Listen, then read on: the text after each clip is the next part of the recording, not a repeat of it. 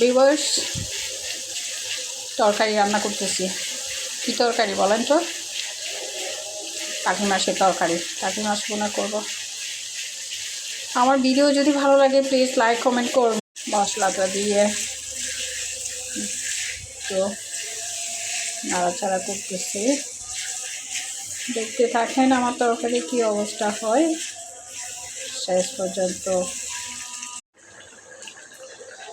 এই পর্যন্ত আসছে, একটু ঝোল ঝোল রেখে দিব। নামানোর আগ দিয়ে দিব ধনে পাতা। হয়ে গেছে আমার টাকি মাছের তরকারি।